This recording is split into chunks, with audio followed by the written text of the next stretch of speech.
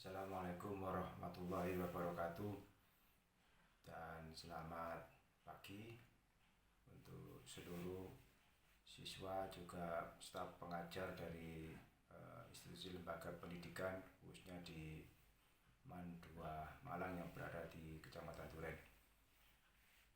Yang pertama, marilah senantiasa kita mengucapkan rasa bersyukur kita kehadirat Allah Tuhan Yang Maha Kuasa, karena di masa pandemi virus corona ini kita masih bisa dipertemukan dengan situasi sedemikian rupa, khususnya dalam proses pembelajaran mengajar yang dengan menggunakan metode daring atau secara online. Salawat serta salam senantiasa kita curahkan kepada junjungan kita Nabi besar Nabi Agung Muhammad SAW.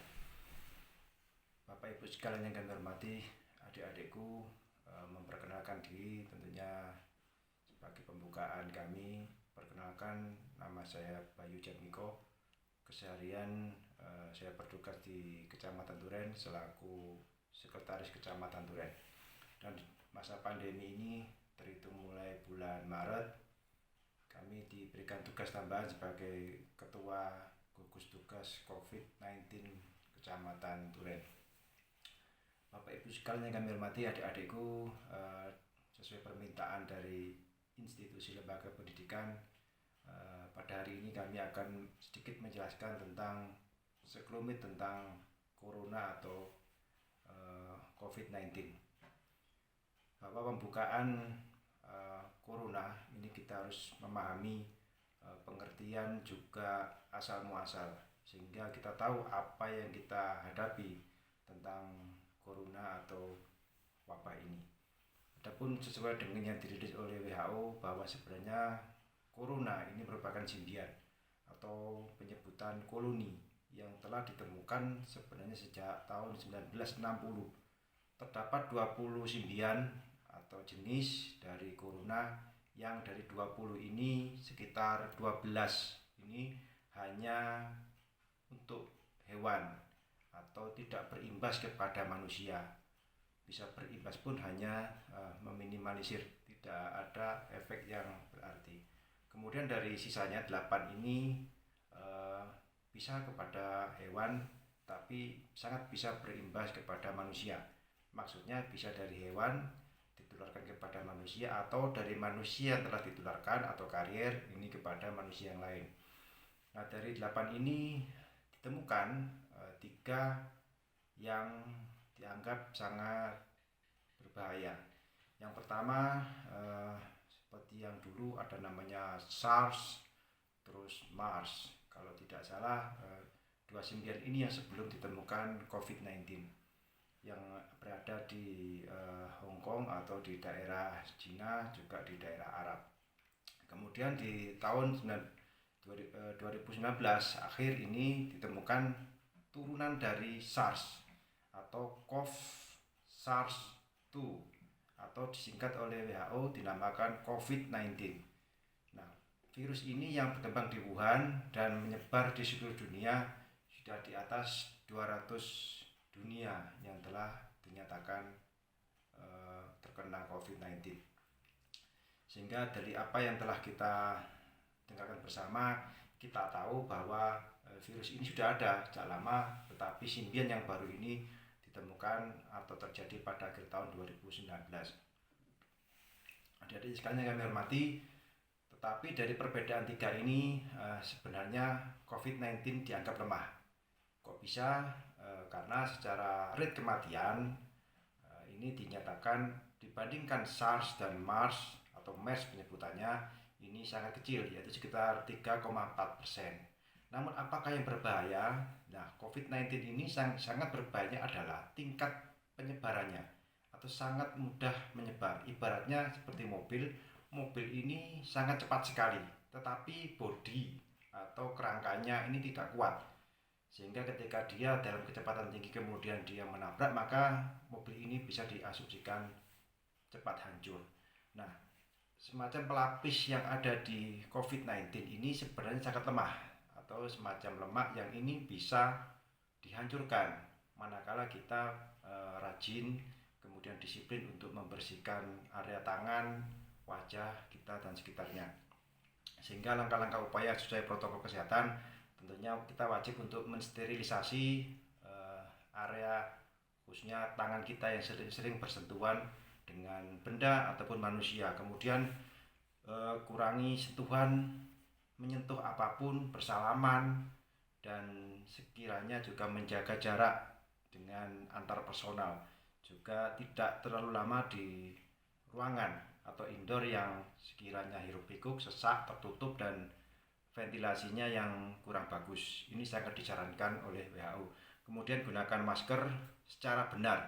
Gunakan masker secara benar. Mohon maaf malam ini atau nanti besok pagi disaksikan bahwa malam ini kami secara pribadi sehingga tidak memungkinkan atau tidak cukup menggunakan masker, sehingga sesuai kebijakan masing-masing lah. Misalkan ibu-ibu yang nyapu di halaman dia sendirian ya tidak usah pakai masker, tapi ketika dia keluar rumah dimungkinkan berpapasan, bersinggungan, bertemu dengan orang lain, sehingga tidak ada alasan saya keluar sebentar, saya ke depan sebentar, beli ke warung sebentar, tidak menggunakan masker. Ini tentunya paradigma yang salah, karena keluar rumah pasti manusia akan bertemu manusia, kecuali di hutan. Kemudian adik-adik sekalian kami hormati, terkait perkembangan COVID-19 di Indonesia, per hari ini kita sudah menginjak angka 78.000, kemudian sembuh sekitar 37.000, kemudian meninggal 3.700, dan per hari ini bertambah 1.500. 4 hari yang lalu atau beberapa hari yang lalu ini fantastis sekali, sekitar 2.657 pertambahan per hari. 2.657 per hari. Ini tentunya perlu kita sikapi bersama bahwa masyarakat harus serius menganggap ini concern, dan bagaimana berupaya bahwa penyebarannya, memutus mata rantainya ini juga penting. Tidak hanya menghitung tentang yang sembuh, tetapi bagaimana caranya tidak bertambah lagi atau semakin banyak. Kalau ini dibiarkan secara simulasi, maka semua orang akan terkena karena penyebarannya tidak dihentikan. Ini asumsi dari kami gugus tugas. Dan Jawa Timur sebagai zona yang dianggap sekarang paling berbahaya atau merah atau mendekati hitam, karena sudah melewati dari angka Jakarta, baik nominal maupun pertambahannya atau rate per hari. Itu yang dapat kami sampaikan secara perkembangan COVID di Indonesia, Jawa Timur, dan di Malang Raya. Ini juga sama mengikuti turunan dari Jawa Timur, bahwa di Malang Raya ini dianggap juga zona berbahaya. Beberapa tempat ini sudah bisa diketahui baik di tingkat kecamatan atau di tingkat kabupaten. Tentunya sentingan-sentingan masyarakat ini bisa mendengar apa yang terjadi di sekitar kita. Kemudian Bupati Malang melakukan langkah mengeluarkan regulasi bernama Peraturan Bupati Malang atau Perbup nomor 20 tahun 2020, yang ini mengatur tentang pedoman new normal atau normal baru di masa pandemi. Ini mohon maaf melalui kesempatan ini adik-adik, bapak-bapak, ibu guru, staf pengajar, mohon untuk dipahamkan sekali kepada seluruh warga masyarakat. Kita masih masa transisi, ada tahapan-tahapan yang harus dipenuhi. Bukan lagi juga mengartikan bahwa new normal ini adalah normal, bukan.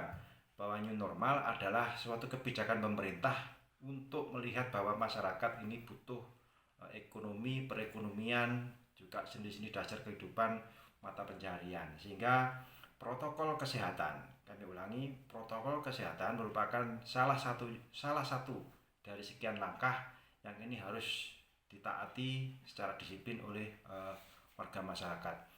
Nah, di dalam Perbup ini ada pasal yang berusaha menekan masyarakat terkait pelanggarannya, yakni pasal 38. Disebutkan manakala dalam masa transisi ini bukan lagi publikasi, teguran, peringatan, tetapi ketika ada warga masyarakat yang tidak taat protokol kesehatan, khususnya ketika didapati di luar rumah tidak menggunakan masker, maka akan diberi sanksi hukuman sosial, yakni membersihkan tempat-tempat fasilitas umum Dan manakala membandel sampai terus didapati beberapa kali, maka KTP atau kartu tanda penduduk sebagai hak warga negara ini akan dicabut, akan disita oleh petugas gabungan bersama Satpol PP Kabupaten Malang. Dan dalam kesempatan ini kami terakhir mohon kepada siswa atau generasi muda, karena di dalam patroli kami sering sekali terjadi tangkap atau penindakan kepada pemuda. Yang ini membuat kami ironi bahwa pemuda ini yang melek IT, dia tahu medsos, lebih bisa menyelami informasi di dunia maya, tetapi tidak bisa untuk memahami situasi dia harus bagaimana. Sudah tidak menggunakan helm, juga tidak menggunakan masker. Ini temuan yang sangat banyak di lapangan. Kami berharap semua adik-adik yang ada di institusi lembaga ini lebih bisa memberikan contoh kepada warga masyarakat bahwa pemuda atau generasi ini lebih melek IT, pengetahuan, media sosial, pengetahuan global, sehingga bisa memberikan contoh kepada warga masyarakat khususnya di Kecamatan Duren. Itu kira-kira dapat kami sampaikan. Semoga wilayah kita bisa menekan angka penyebarannya. Cukup angka itu yang bisa disaksikan di website resmi gugus tugas. Dan semoga Allah Subhanahu wa Ta'ala senantiasa memberikan lindungan kepada kita sekalian, kesehatan kepada kita sekalian beserta keluarga. Itu dapat kami sampaikan. Mohon maaf atas segala kekhilafan. Tutur kata kami tentunya itu manusia biasa. Kami akhiri, ihdinas siratal mustaqim. Wassalamualaikum warahmatullahi wabarakatuh.